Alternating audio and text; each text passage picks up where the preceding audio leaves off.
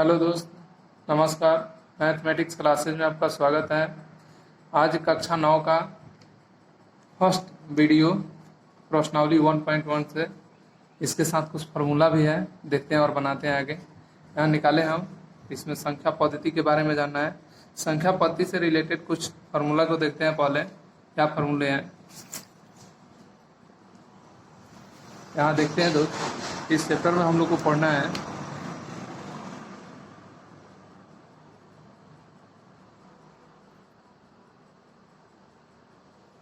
इसमें पहले जाना है प्राकृत संख्या के बारे में। प्राकृत संख्या है पूर्ण संख्या है,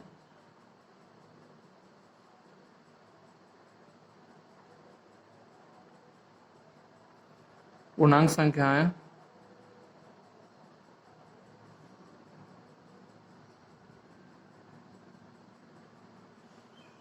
परिमेय संख्या है,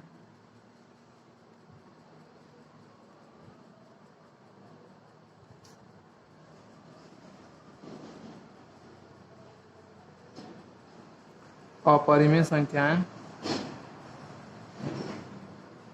अपरिमेय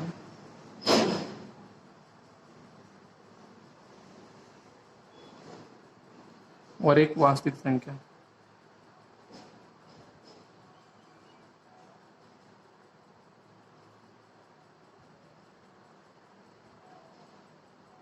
बस इसमें इतना ही फार्मूला देखेंगे। प्राकृत संख्या क्या है, पूर्ण संख्या, पूर्णांक संख्या, परिमेय संख्या, अपरिमेय संख्या और वास्तविक संख्या।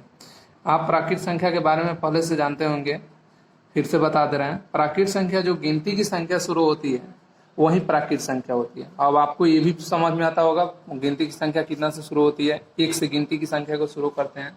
तो डिफिनीशन लिख दे रहे हैं। अगर आपको लिखना हो तो वीडियो को रुका रुका कर लिख सकते हैं, बीच में रोक लेंगे। तो पहला आपको बता रहे हैं प्राकृत संख्या के बारे में।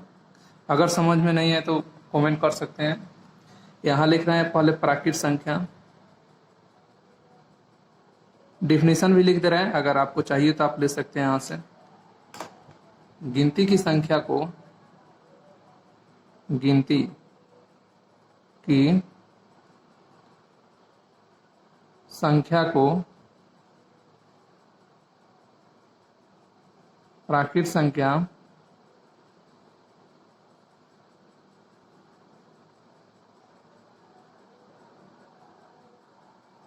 कहते हैं। जैसे सब कोई जानते हैं गिनती की संख्या एक से शुरू होती है। यहाँ एक से शुरू करते हैं, 1 2 3 4 डॉट डॉट, ये इन्फिनेटिव तो चल जाएगा, इन्फिनेटिव। प्राकृत संख्या को n से सूचित किया जाता है, लिख देते हैं नीचे। प्राकृत संख्या के संग्रह को प्राकृत संख्या के संग्रह को n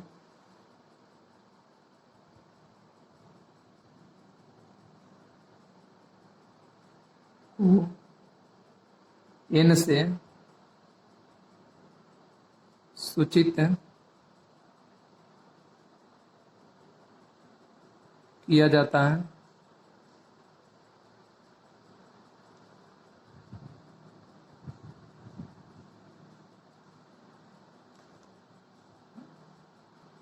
बताया अभी कि प्राकृत संख्या के संग्रह को n से सूचित किया जाता है। अर्थात आप ये भी लिख सकते हैं n बराबर 1 2 3 डॉट डॉट इन्फिनेटिव तक। इसके बाद बारी आती है पूर्ण संख्या की। पूर्ण संख्या क्या है, लिखते हैं आप पूर्ण संख्या के बारे में।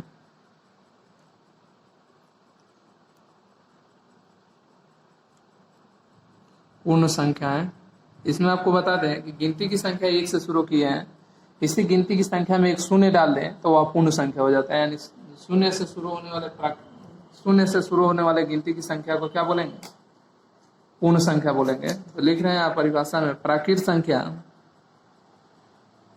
प्राकृत संख्या के संग्रह में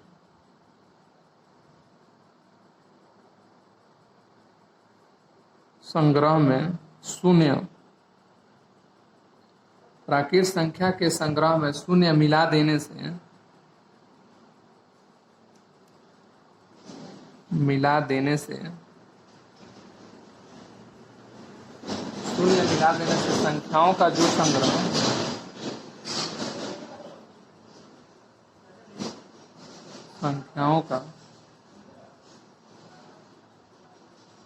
जो नया संग्रह प्राप्त होता है,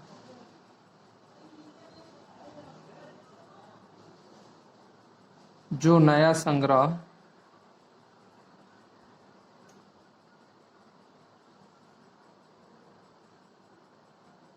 प्राप्त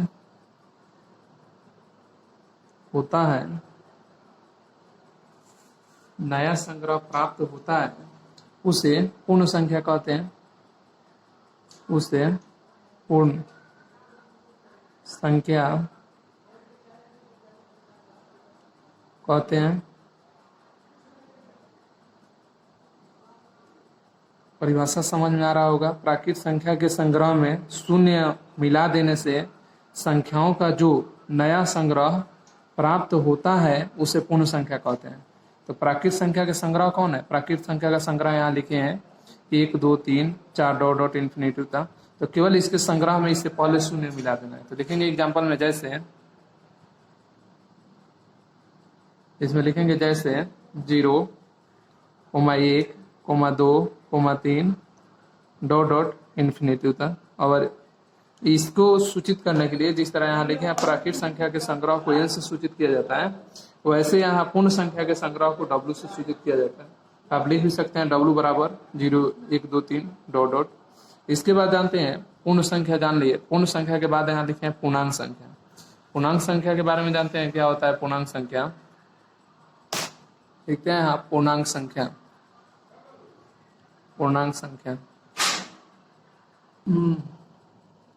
पूर्ण संख्या के बारे में जानते हैं। पूर्ण संख्या हो गया है। सबसे पहले हम लोग पढ़े प्राकृत, पूर्ण, और अब जानते हैं पूर्णांक के बारे में। पूर्णांक संख्याएं।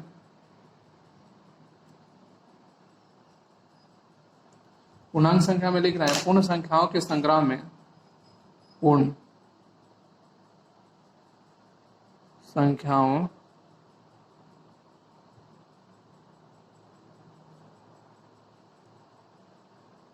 के संग्रह में, पूर्ण संख्याओं के संग्रह में प्राकृत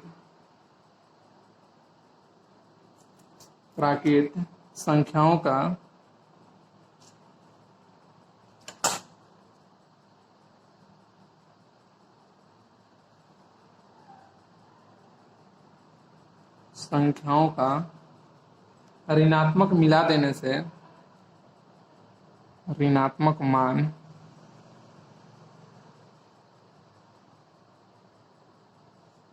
मिला देने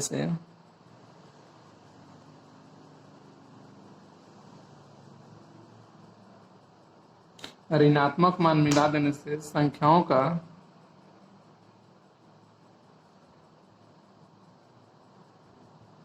जो नया संग्रह प्राप्त होता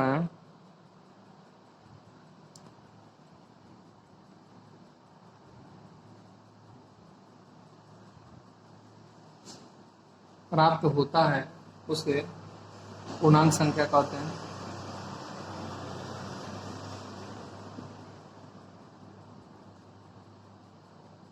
पूर्णांक संख्या कहते हैं।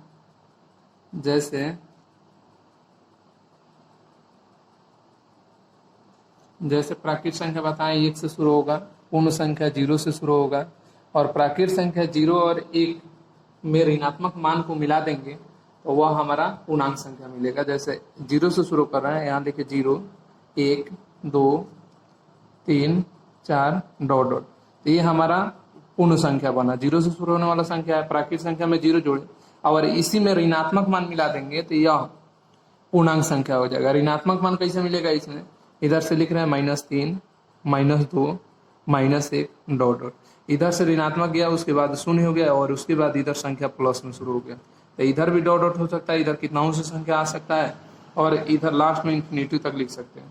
तो ये हमारा पूर्णांक संख्या और पूर्णांक संख्या के बारे बाद परिमेय संख्या के बारे में जानने जा रहे हैं। अभी परिमेय संख्या के बारे में जानना है, इसका डिफिनेशन लिख लेते हैं पहले परिमेय संख्या का।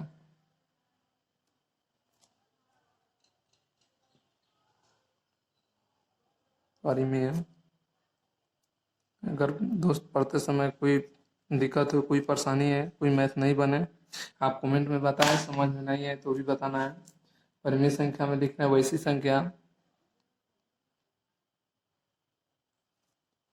संख्या, जिसे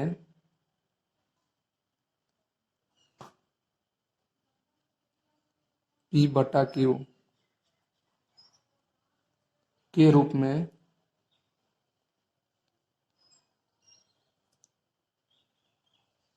लिखा जा सके,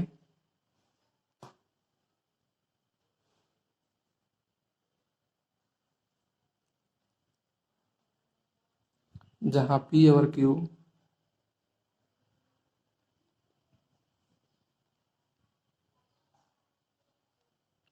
जहां P और Q पूर्णांक हो तथा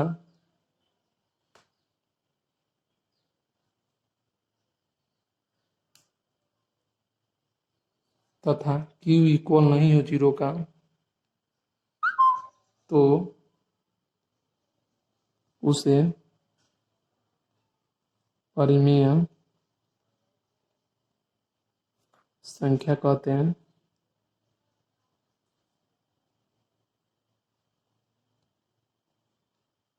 जैसे ऐसी संख्या बताना है जिसे P बटा Q के रूप में लिखा जा सकता है। तो ये अगर यहाँ एग्जाम्पल में हम 1 लिखेंगे तो 1 का बाटा कुछ नहीं है, तो 1 है। अब यह देख रहे हैं ऊपर वाला P और नीचे वाला Q, तो यह P बटा Q के रूप में है, इसलिए ये क्या है, परिमेय संख्या है। तो 1 भी लिख सकते हैं, कोमा 2 लिख सकते हैं, कोमा 3 लिख सकते हैं। कोई संख्या अगर बाटा में भी लिखेंगे या माइनस में, जैसे -5 लिख दिए, तो -5 का बाटा कुछ नहीं है, तो 1 है। यह P बटा Q के रूप में है, इसलिए ये क्या है, परिमेय संख्या है। कोई भी संख्या माइनस में अगर बाटा में लिखे, जैसे -7/5, ये भी मेरा संख्या परिमेय संख्या है, कारण कि यह P बटा Q के रूप में है। प्लस में भी लिख दे 4/3, ये भी परिमेय संख्या है। कोई संख्या रूट में भी हो तो वह परिमेय होगा, कब, अगर उसका वर्गमूल निकले तो। जैसे 25 लिखे, तो आप जानते हैं 25 का वर्गमूल 5 होता है, लेकिन रूट में अगर 2 लिखेंगे तो रूट 2 का वर्गमूल नहीं होगा, इसलिए वह संख्या अपरिमेय हो जाएगा। तो ये आपको ऑब्जेक्टिव में क्वेश्चन पूछा हुआ है। पाई अगर पूछे पाई कौन सी संख्या है, तो पाई एक अपरिमेय संख्या है। पाई का मान 22/7 होती है, लेकिन वो अपरिमेय संख्या नहीं है। इसमें लिखे तो रूट में 36 लिख देंगे, तो रूट 36 का वर्गमूल आप जानते हैं 6 होता है, और 6 का बाटा कुछ नहीं होगा, तो वह 1 हो जाएगा, तो वो भी क्या हो जाएगा, परिमेय संख्या। तो ऐसे लिख सकते हैं डॉट डॉट आदि। ये अभी हम लोग परिमेय संख्या के बारे में जाने, अब जानने जा रहे हैं अपरिमेय संख्या के बारे में। अपरिमेय संख्या,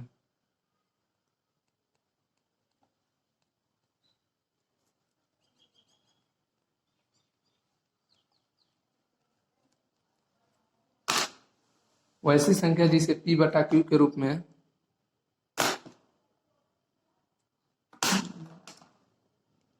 वैसी संख्या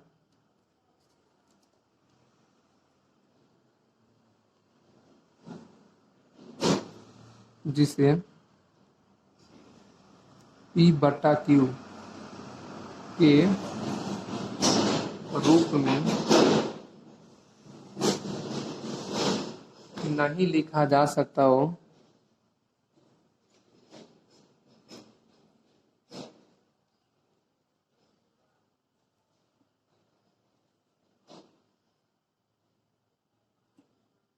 नहीं लिखा जा सकता हो, जहां P और Q दोनों पूर्णांक हो,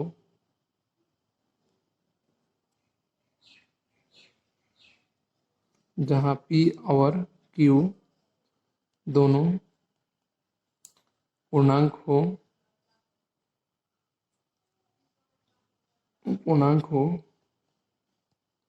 P और Q दोनों पूर्णांक हो तथा Q इक्वल नहीं हो 0 का, Q बराबर नहीं हो 0 का हो, तो उसे अपरिमेय संख्या कहते हैं।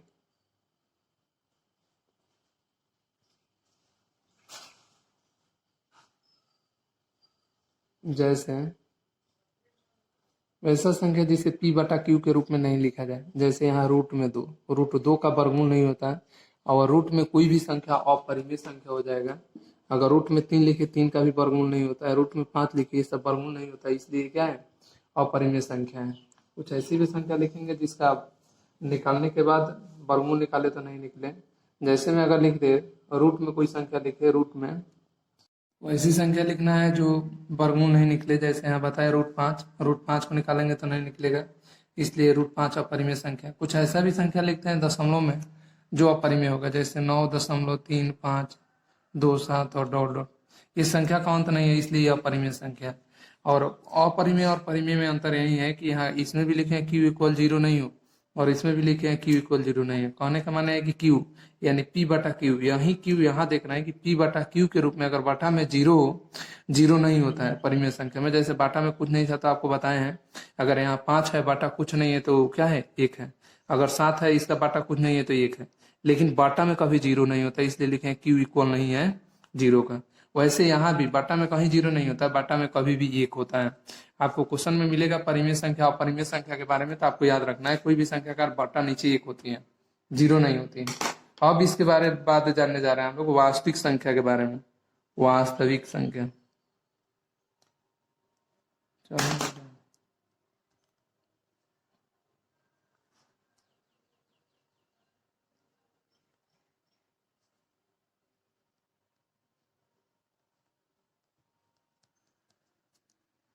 लिख रहे हैं अपरिमेय संख्या और अपरिमेय संख्या और परिमेय संख्या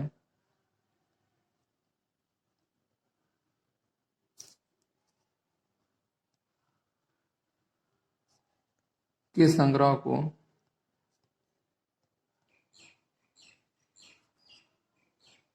वास्तविक संख्या कहते हैं। अपरिमेय संख्या और परिमेय संख्या के संग्रह को वास्तविक संख्या कहते हैं। जैसे ऊपर बताएं आपको परिमेय संख्या और अपरिमेय संख्या के बारे में, दोनों का संग्रह मिलता है तो एक वास्तविक संख्या तैयार होता है, परिमेय और अपरिमेय संख्या का। तो परिमेय संख्या का भी उदाहरण इसमें लिख देंगे और अपरिमेय संख्या का भी। अगर 25 लिख दिए तो भी ये वास्तविक संख्या है, और रूट में 5 लिख दिए तो भी ये क्या है, वास्तविक संख्या है। अगर खाली केवल 2 लिख देंगे ये भी क्या है, यानी परिमेय संख्या है। 5/7 ये सभी हम वास्तविक संख्या लेते हैं। वास्तविक संख्या के संग्रह में अपरिमेय संख्या और परिमेय संख्या दोनों को जोड़ने से एक वास्तविक संख्या प्राप्त होती है। यहाँ तक वास्तविक संख्या जाने, आप चैप्टर शुरू करते हैं। चैप्टर में क्या, अब प्रश्नावली 1.1 पर आते हैं। पहला हिसाब देखते हैं। कह रहा है क्या शून्य एक परिमेय संख्या है, क्या इसे p बटा क्यू के रूप में लिख सकते हैं, जहाँ p और q पूर्णांक है और q इक्वल नहीं है 0 का। परिमेय संख्या की परिभाषा अभी बताएं आपको कि जिसे p बटा क्यू के रूप में लिखते हैं वही परिमेय संख्या होता है। और यह p बटा क्यू के रूप में बता रहा है कि लिख सकते हैं 0 को, जहाँ p और q पूर्णांक है और q इक्वल नहीं है 0 का। बनाते हैं इसको। पूछ रहा है 1 नंबर क्वेश्चन में कि क्या शून्य एक परिमेय संख्या है, इसे p बटा क्यू के रूप में लिख सकते हैं। तो लिखेंगे हाँ, शून्य एक परिमेय संख्या है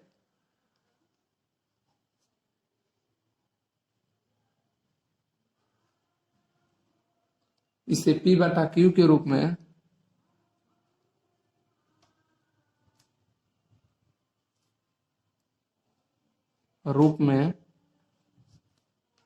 लिख सकते हैं।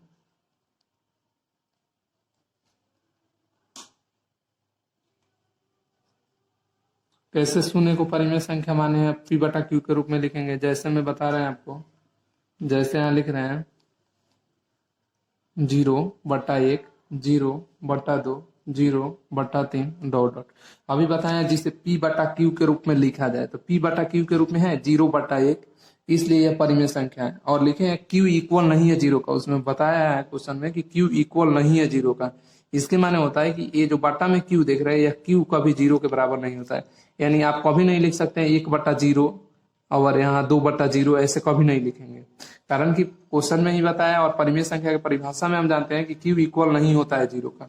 यहाँ लिखिए कि इसे P/Q के रूप में लिख सकते हैं, जैसे 0/1, 0/2, 0/3, डॉट डॉट बहुत संख्या हो सकती है। अब इसका दूसरा क्वेश्चन देखते हैं। 2 नंबर क्वेश्चन में कह रहा है 3 और 4 के बीच में 6 परिमेय संख्याएं ज्ञात करें। इसको बहुत ही आसान तरीका से बताने वाले हैं आपको।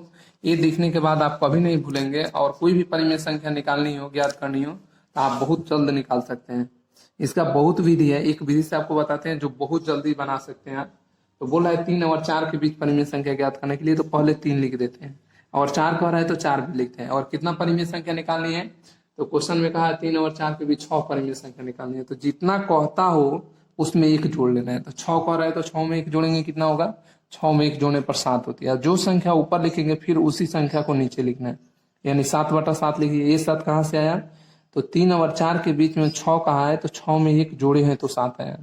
और इससे गुना कर रहे हैं, 7 में 3 से गुना करेंगे, 7 के 21, और बटा 7, इसका बटा कुछ नहीं, 1 है, 7 इकाई 7। और फिर 4 के बीच, 4 में जितना संख्या यहाँ गुना करेंगे उसी संख्या को यहाँ भी गुना करनी है, यानी फिर 7/7 से गुना करनी है। 7 चौके 28 और बटा 7। अब देख रहे हैं 21/7 और 28/7 दोनों का हर अंश बटा हर होता है P/Q के रूप में।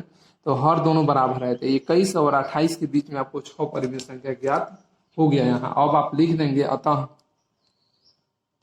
3 और 4 के बीच, 3 और 4 के बीच 6 परिमेय संख्या निम्न है। परिमेय संख्या निम्न है। अब 3 और 4 के बीच कौन कौन 6 परिमेय संख्या है, तो 21/7 के बाद लिखना है, कारण कि 21/7 हम लिख चुके हैं। तो 21 के बाद 22/7, 23/7, 24/7, 25/7, 26/7 और 27/7। इसके बाद फिर दिख रहे हैं 28 यहाँ दिया है, 1 2 3 4 5 और 1 6, ऐसे डॉट डॉट आदि लिख देते हैं। और भी निकालना चाहे तो इसको निकाल सकते हैं इस तरह। फिर इसके बाद वाला क्वेश्चन देखते हैं, 4 नंबर 3 नंबर क्वेश्चन में कह रहा है 3/5 और 4/5 के बीच 5 परिमेय संख्या ज्ञात करें। फिर वैसे ही इसको भी बनाएंगे, 3/5 और 4/5 के बीच कह रहा है 3 नंबर में 3/4 और 3/5 बोल रहा है ना, 3/5 और 4/5। अब इतना देख लेना है क्वेश्चन में कितना निकालना है। तो इसमें 6 निकाले हैं, लेकिन इसमें कह रहा है 5 निकालने के लिए। तो 3/5 में 5 निकालना है तो 1 बढ़ा देना है। 5 में 1 बढ़ाएंगे कितना होगा, 6/6 गुना करेंगे, 6 तिरके 18 और बटा 6×5 30। वैसे जितना से उसमें गुना किए उतना में इससे भी गुना करना है। यहाँ भी 6/6 से गुना करना है, 6 चौका 24 और 6×5 30। फिर लिखेंगे अतः 3/5 और 4/5 के बीच 5 परिमेय संख्या निम्न है।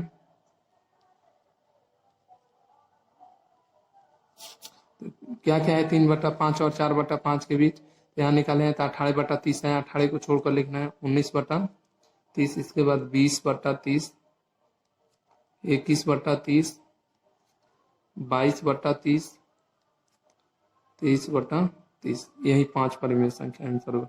फिर इसके बाद देखते हैं, इसके बाद अब चौथा क्वेश्चन देखते हैं। 4 नंबर क्वेश्चन कह रहा है नीचे दिए गए कथन सत्य है या असत्य, कारण के साथ उत्तर दिए। 1 नंबर में बता रहा है रोमन अंक 1 में प्रत्येक प्राकृत संख्या एक पूर्ण संख्या होती है। अभी आपको डिफिनेशन में बताया प्राकृत संख्या और पूर्ण संख्या के बारे में। तो पूछ रहा है प्रत्येक प्राकृत संख्या। तो प्राकृत संख्या आप जानते हैं 1 से शुरू होती है, 1 2 3 4 5 डॉट डॉट, ये प्राकृत संख्या है। और कह रहा है प्रत्येक प्राकृत संख्या एक पूर्ण संख्या होती है और पूर्ण संख्या 0 से शुरू होता है, 0 1 2 3 4 5 डॉट डॉट। ये हम लिखे हैं पूर्ण संख्या। अब क्वेश्चन में आपसे कह रहा है कि प्रत्येक प्राकृत संख्या एक पूर्ण संख्या होती है। आप समझेंगे यहाँ कि प्राकृत संख्या, यहाँ प्राकृत संख्या 1 से शुरू है और पूर्ण संख्या 0 से शुरू है, तो पूछ रहा है प्रत्येक प्राकृत संख्या पूर्ण संख्या होती है। तो इसमें जितना अंक देख रहे हैं, एक इसमें है तो इसमें भी है, 2 है 2 है, 3 3, 4 है तो इसमें भी 4, 5 है तो इसमें भी 5, इसमें 0 नहीं है लेकिन इसमें है। तो पूछ रहा है प्रत्येक प्राकृत संख्या, जितना संख्या दिख रहा है ये सभी पूर्ण संख्या है, इसमें जितना दिख रहा है इतना तो इसमें है है, और इसलिए ये संख्या क्या है, सत्य है। यानी इसको लिख सकते हैं 1 नंबर में 4 का ये सत्य है।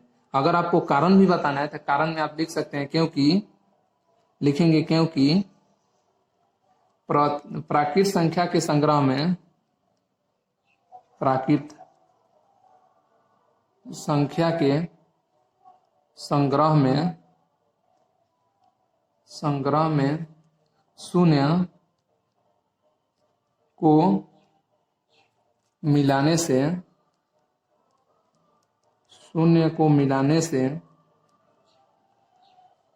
पूर्ण संख्या बनता है, पूर्ण संख्या बनता है। अतः प्रत्येक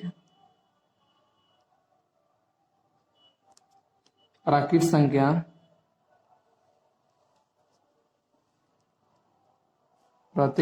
संख्या एक पूर्ण संख्या भी है, पूर्ण संख्या भी है। हो गया। इस तरह इसका रोमन अंक 2 देखते हैं 2 नंबर में क्या बोला है क्वेश्चन में। दूसरा क्वेश्चन दिया है रोमन अंक 2 में बोला है प्रत्येक पूर्णांक एक पूर्ण संख्या होती है। प्रत्येक पूर्णांक हो रहा था, प्रत्येक पूर्णांक एक पूर्ण संख्या होती है। तब पूर्णांक संख्या के बारे में अभी आपको बताए हैं कि प्राकृत और पूर्ण में ऋणात्मक मान मिलाने से पूर्णांक संख्या बनता है। तो पूर्णांक संख्या लिखे तो इधर लिख सकता है -2, -1, 0, 1, 2, 3 डॉट डॉट, ऐसे ये क्या है हमारा पूर्णांक संख्या है। क्या है? पूर्णांक है। क्वेश्चन में कह रहा है प्रत्येक पूर्णांक एक पूर्ण संख्या होती है। पूर्ण संख्या तो 0 से शुरू होने वाला संख्या यानी प्राकृत संख्या में 1 को जोड़ देते हैं तो पूर्ण संख्या बनता है। ये पूर्ण संख्या हो गया।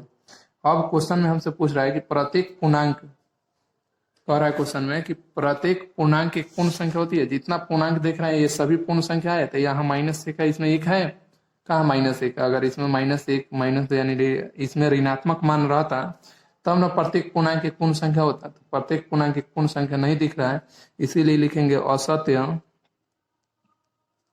और कारण भी पूछ रहा है तो कारण में लिखेंगे क्योंकि -1, -2, -3 डॉट डॉट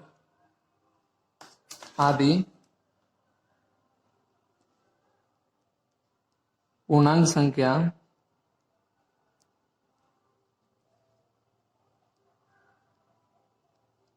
तो है लेकिन पूर्ण संख्या नहीं है, लेकिन पूर्ण संख्या नहीं है, ऐसे लिख सकते हैं। ये आपको रफ में समझाया गया, ये नहीं लिखनी। अब देखते हैं इसका रोमन अंक 3 में क्या बोल रहा है।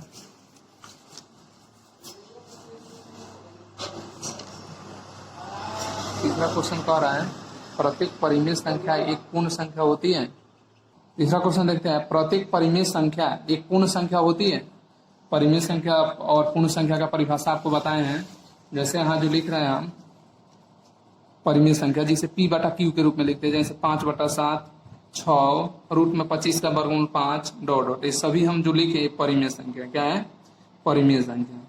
और पूर्ण संख्या की परिभाषा आप जानते हैं कि 0 से प्राकृत संख्या में 0 जोड़ देते हैं तो पूर्ण संख्या हो जाता है। जैसे 0, 1, 2, 3 ये सभी क्या है? पूर्ण संख्या है। तो पूछ रहा है क्वेश्चन में आपसे कि प्रत्येक परिमेय संख्या एक पूर्ण संख्या है। तो ये जितना दिख रहा है ये सभी पूर्ण संख्या है। अगर इसमें 0 भी रहे तो 0 भी पूर्ण संख्या है और इधर परिमेय संख्या है। लेकिन ये जो 5/7 देख रहे हैं ये कहीं पूर्ण संख्या में बाटा में है? नहीं है, इसलिए क्या है? असत्य है। तो लिखेंगे असत्य। और कारण भी बताना है तो कारण में लिखेंगे क्योंकि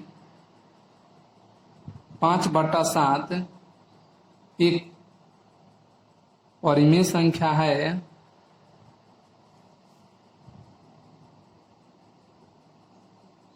परिमेय संख्या है लेकिन पूर्ण संख्या नहीं है। पूर्ण संख्या